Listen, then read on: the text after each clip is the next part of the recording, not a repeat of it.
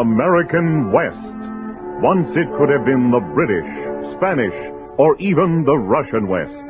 It became American primarily because of the explorations of two young Army officers, Meriwether Lewis and William Clark. Their pioneering journey stands as one of the great achievements in the history of the United States.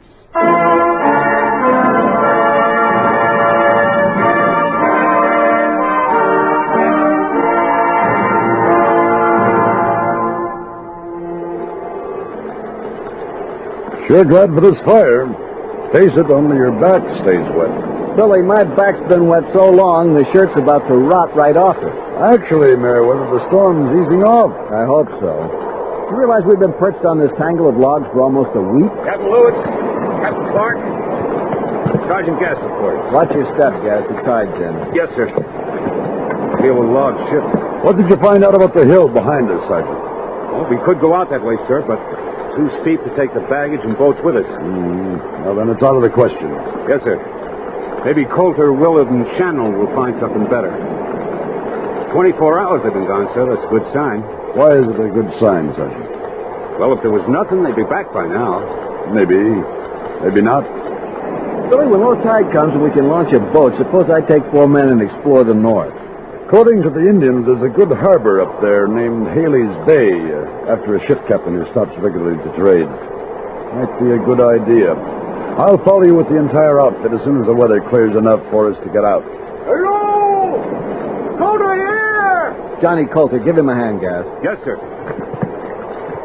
Easy, Coulter. Gas is on the way. Looks like trouble. Let's hope he's here to tell us Willard and Shannon are making a new camp. We'll soon find out. Thanks for the help, Sergeant. Over here, you men. Yes, sir. Chinook Indians are holding Willard and Shannon. They need help bad.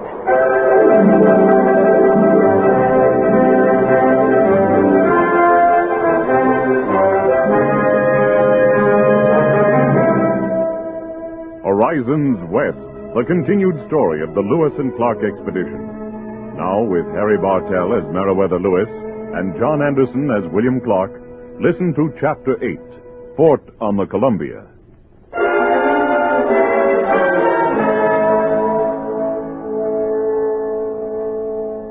November 14, 1805. The Lewis and Clark Corps of Discovery had moved down the Columbia River, which forms the border between present-day Oregon and Washington. Now they were trapped by a Pacific storm in a precarious temporary camp at the mouth of the river.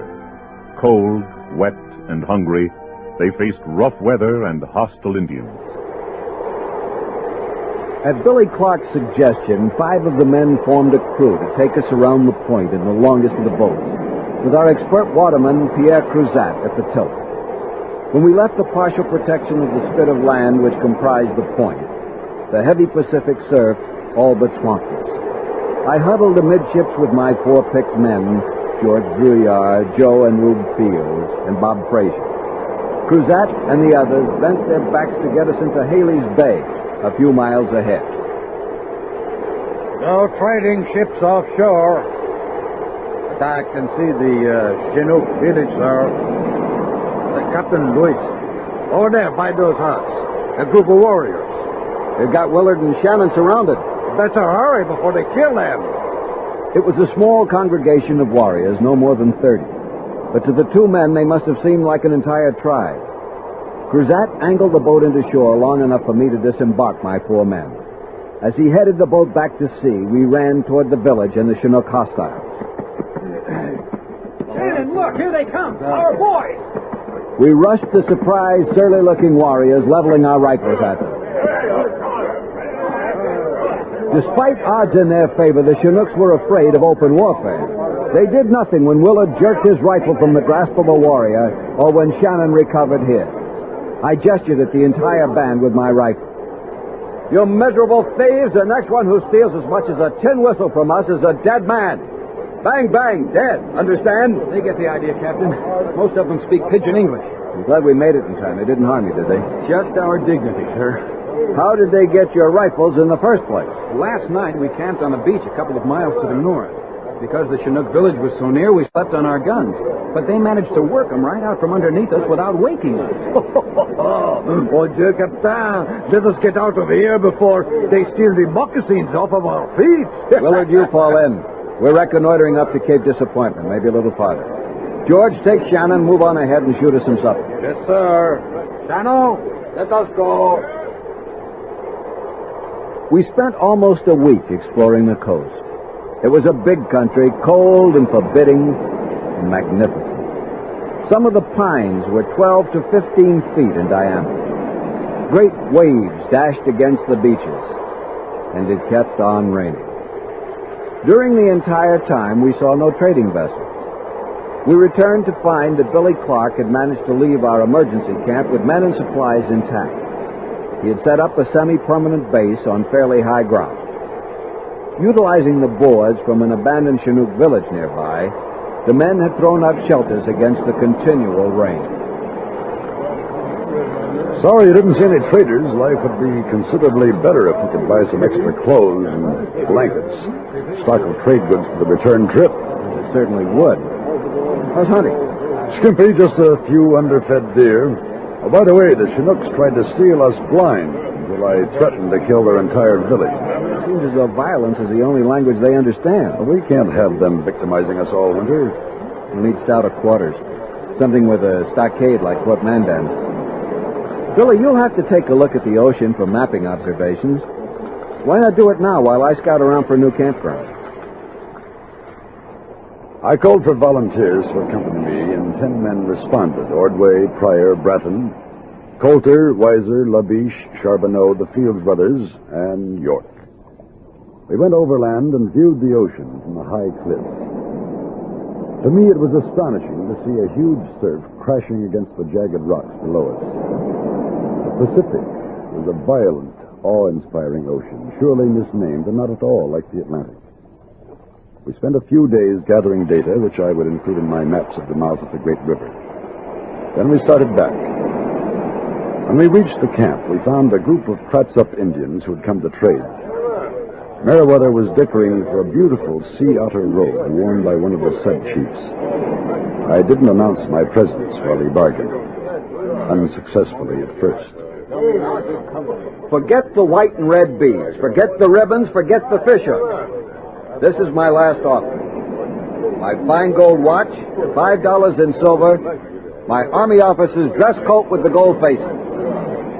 The Clatsop was unimpressed. Disdainfully, he turned away and caught sight of a belt of blue beads worn by Sacagawea. Excitedly, he pointed to it, took off his robe, offered it to her in exchange for the belt. Sacagawea unfastened the belt and handed it to Meriwether Lewis. Captain Lewis, here. I give you this belt. But Sacagawea, the robe he's offering you is worth a small fortune. The belt is yours. You trade for the robe. Meriwether quickly made the deal, donned the robe while the sub-chief glided away, eyeing the blue belt with delight. Then, belatedly, Meriwether noted my presence. He gestured at a medium-tall Clatsop man who remained aloof during the trading. Billy, I'm glad to see you back. Meet Comowoe, chief of our Clatsop neighbors. Comowoe, this is Captain Clark. I am honored, Captain Clark. And I, Chief. I never saw anything like it. Your brave turned down Captain Lewis's watch and uniform coat, traded that fine robe for blue beads. Blue beads are prized here. Chief beads, my people call them. They are to us like gold is to you. Sacagawea, I appreciate what you did. Your shirts of elk hide have many holes. You need the robe. You should have it. Your beads bought it. Blue beads are not cheap with me. I have a red bead belt that is better. If you will excuse me, I go to feed little Baptiste. Thanks again, Janie. Janie? I'm tired of calling her by that long 5-syllable name. You like Janie, Sacagawea? It is good. Now I go to feed the baby. Chief Comowoe thinks we'd be better off camping south of the river. It is higher, healthier ground. You will not be encircled by the unfriendly Chinook nation. Then the Clatsops are friends of the white man? Of some white men. You are friends because you are real chiefs, not like traders who cheat us and steal our pride. When we go back next spring, we'll report to President Jefferson about that kind of trader. I will speak of the great white chiefs among other tribes. Comowol, you are a good friend. We will think about the South Side. It is good. Now I go. We will meet soon. We will meet again. Comowol's a man of character, the only one we've met in the Columbia country who compares with the Nez Perce of the Shoshones. His warriors are runty little men, but they certainly can handle those canoes. You know, Billy, I've been wondering why President Jefferson hasn't sent a Navy ship to meet us. Our last contact was the material we sent from Fort Mandan. It was months ago. Maybe he's given us up for dead. Hope not. Have you discussed the site of the new camp with the men? No, why should I? It might help morale. Their goal was the Pacific. Wore themselves out getting to it, and now they'd like to go home, only they can't for another 4 months. You're right, Billy. They'll all feel better if they have a voice in deciding where we spend that 4 months. Sergeant Gass, front and center. Yes, sir. Assemble the men. Tell Janie to feed her baby later. Yes, sir. Janie, sir? Sacagawea. Oh, yes, sir. Everybody hear this? Front and center.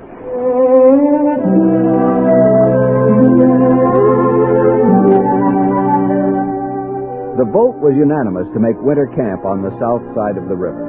It was brought out that game and vegetable routes were more plentiful there. Also, the Indians to the south seemed friendlier, as did the weather.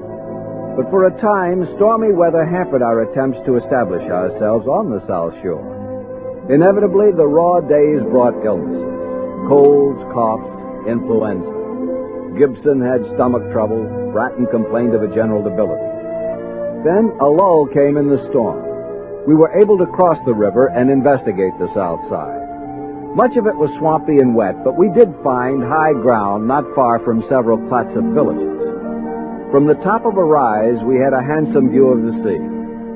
Billy Clark drafted the plans for the fort, and the men began the cutting of timber on the spot.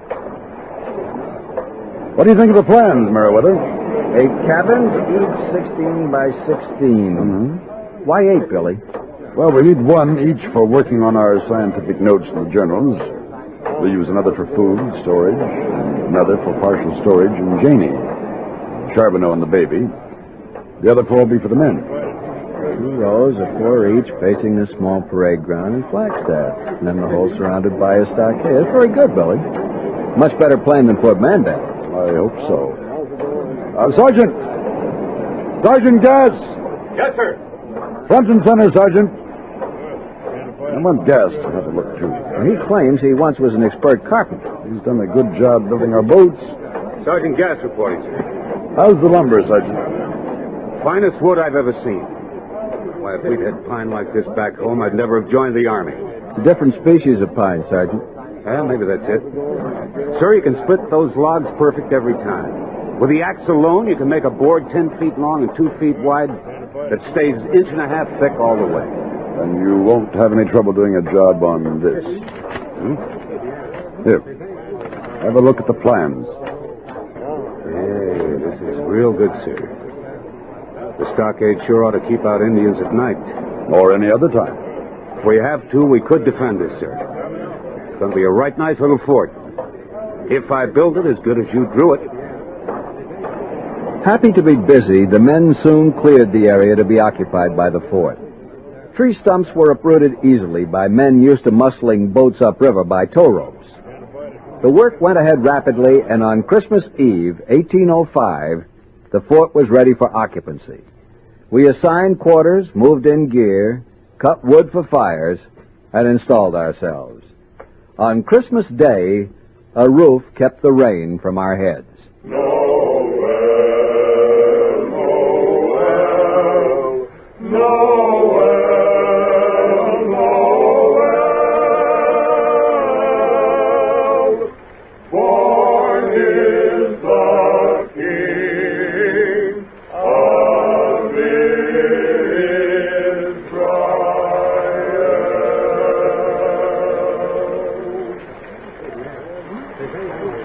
How about it, Sarge? We sing pretty good.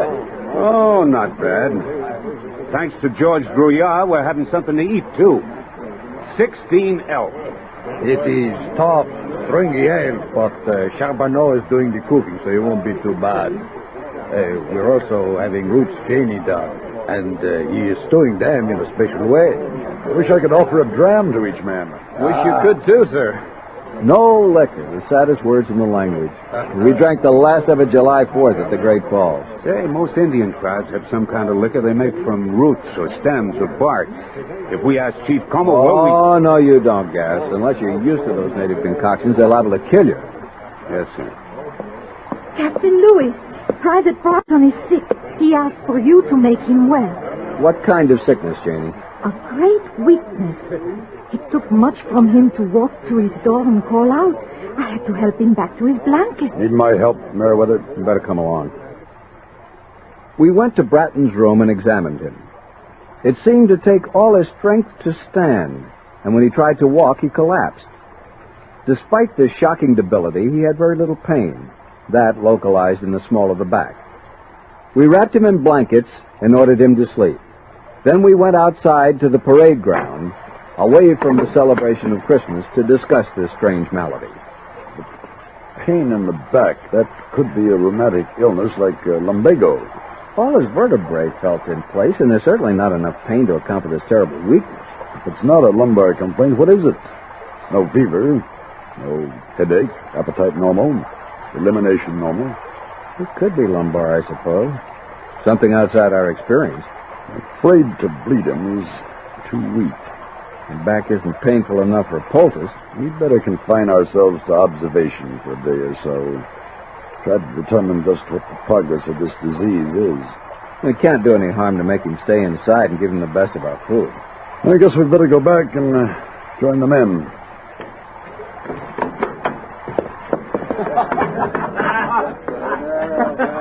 How is he, Captain Louis? He'll need rest and food to build up his strength. I will take him food when it is ready. Good. See that he stays warm, Janie. I will. What were you saying about Bratton, sir?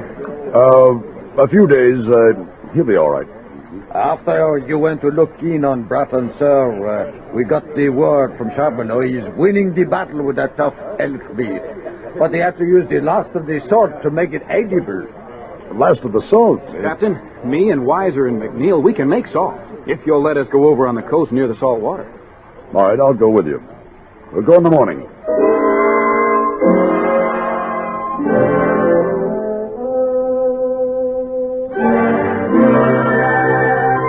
We set up camp and began the work. The process was simple. Seawater was allowed to settle, then the top was poured off and the remainder boiled until all water had evaporated and only a white crust of salt remained. Captain, here's our first batch. Taste it. Yes, very good. It'll make tonight's stringy deer taste good. Is it as good as Kentucky salt, sir? It just might be, Willard. Captain, there's Chief Como and some of his men. Captain Clark, good morning. Good morning, Como Wool. May we offer you a little newly made salt? Thank you. My people do not use it.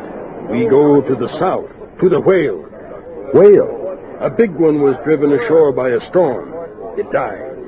We go to cut our share of blubber. If the Chinooks get there first, there will be nothing for us or anyone else. The blubber is good to eat? It is excellent. A delicacy, like dog meat. Why not come with us? I'll go back to the fort and get up a party. By then it may be too late, unless you hurry. Well, I'll make haste. You stay now. Long enough to eat. No, my friend. We eat dried salmon as we go. Goodbye. A whale, huh? That'll be something to see, won't it, Captain? You and Weiser and McNeil stay here until I get back. I'll bring men to relieve you. Then we'll go see the whale. Yes, sir.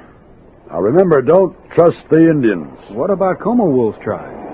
Only if he's with them.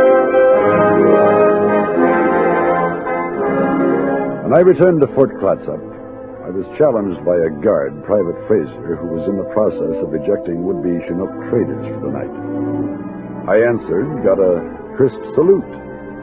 I went to Meriwether's quarters, where he was busily working on his journal. He looked up with a smile. How's the salt maker? Brought back a keg. Boys are making more. Good. What's all this spit and polish discipline outside? Captain Clark, I will remind you that this is the most western of all United States Army posts. It is that. In case you're wondering if I've turned into an O-line disciplinarian, the answer is no. We have several more sick men, and morale has deteriorated considerably in the short time you've been gone. And you think the discipline helps? I know it does. We have a guard, 3 walking posts, sergeant of the guard. We change it at sunrise, or what seems like sunrise in the rain. We even have a bulletin board where we post the order of the day, guard roster, any special instructions. I notice you also put visiting Indians out of the stockade at night. The day after you left, Drew Yar shot 10 elk and 4 deer, fairly meaty ones. Indians who stayed the night left early with all our meat. And that day you went hungry. Invalids and all. Now, how's Bratton? Well, he's fully recovered, but I can't take the credit. I don't even know what disease he had. Well, at least he's all right. How are the journals coming? I still have botanical and zoological material to correlate, not to mention the notes on Aboriginal cultures. I have to get on with my geography. After I make a trip back to the coast to see if any whale blubber is available. Whale blubber? A whale was washed ashore south of the salt camp. Comowol says blubber makes very good eating. Captain Clark, you are back. Janie, how are you? I was going to ask to go to the salt camp and bring back salt. I brought some. In the morning I'm taking a detail out again to get the flesh of a whale for food. A whale? A big fish? Yes. Oh, let me go with you. You're helping here with the sick men. I've never seen the big ocean. I had never seen a whale. Take her along with you, Billy.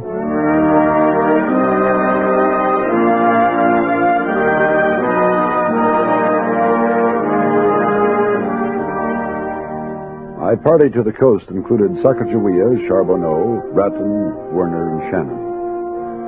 At the salt camp, we left the latter 3 and took Willard, Weiser, and McNeil with us to view the whale. There is nothing left. Only an arch of bones. She was right. Chinooks and a related tribe, the Killamucks, had left nothing but bones.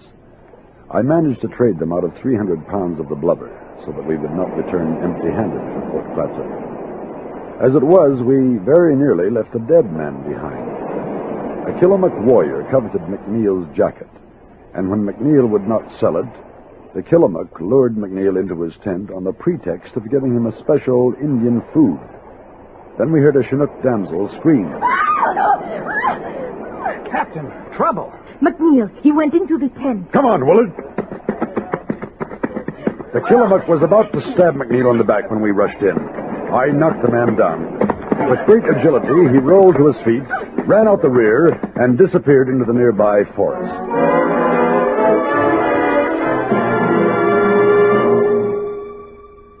We headed back to Fort Clatsop with the blubber and more salt from the camp. A good part of the way, the other men ragged McNeil for being off his guard. The captain will tell you, around the Killamucks and the Chinooks, a stupid man is a dead man. Captain will tell you everybody in this detail needs to be more alert. See that creek over there, Janie? There, Captain Clark? Yes, the little one. I hereby name it McNeil's Folly.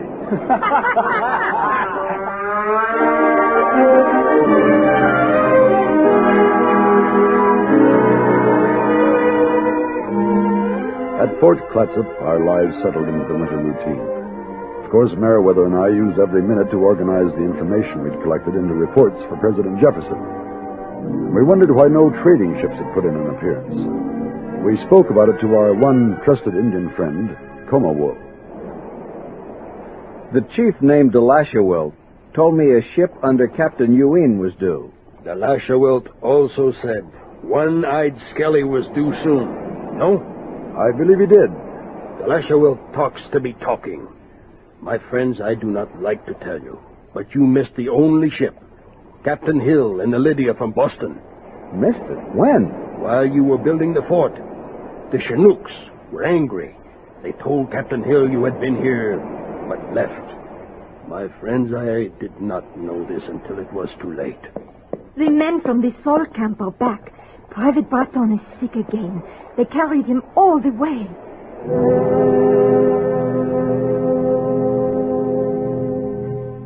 I examined Bratton and found the same baffling condition that had existed before. The mild pain in the back, the weakness which had prevented him from walking. You say he ate well and he's sleeping. Well, that's good. Well, no matter how much or how little he eats, it makes no difference in his condition. All we can do is hope that he pulls out of it again. That's right. If you'll stop that pacing and come over here, you can have a look at the master map of the trip. St. Louis to the mouth of the Columbia. Now, take a look at the upper Missouri.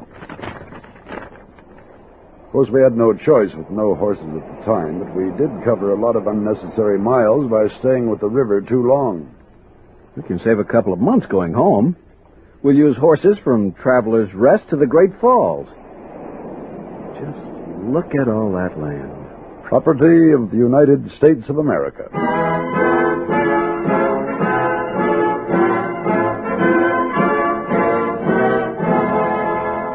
Winter progressed into a dismal, cold, wet spring, and we pushed preparations for our return, beginning with the trip up the Columbia. We made clothing from elk skins, and as our day of departure drew nearer, we turned to the problem of the boats. Plainly, some of them were unseaworthy and would have to be replaced. Sergeant Pryor managed to acquire one of the large coastal canoes from the Clatsops by trading my gold trim officer's coat for it, but we needed one more. Captain Clark, look at that canoe resting against the log near the water. You suppose some Indian forgot it? You know better than that, Sergeant. But we need a canoe. Why not borrow it for a few months? George, that's stealing. Indians stole from us, Captain. Remember the day we went hungry? Because they stole all the game I shot? He has a point, Meriwether. It's a Chinook canoe, and they were the ones who sent away that trading ship. All right, Sergeant, go ahead and load it. Oh, with pleasure, sir. In our need, we stole an Indian canoe and justified it by telling ourselves that one bad turn deserves another. However, without saying anything to the others, I left my $5 silver beside the log. At last, the boats were loaded. We carried the sick Bratton to a boat, then looked on Fort Clatsop with a bit of ceremonial attention. If you're ready, Captain Clark. Sure. Stand by! Attention! With the authority vested in us, we hereby decommission Fort Clatsop as an active post in the United States Army. Given under our hand this 23rd day of March, 1806. Signed, Meriwether Lewis, Captain, United States Infantry, and William Clark, Captain, Corps of Discovery.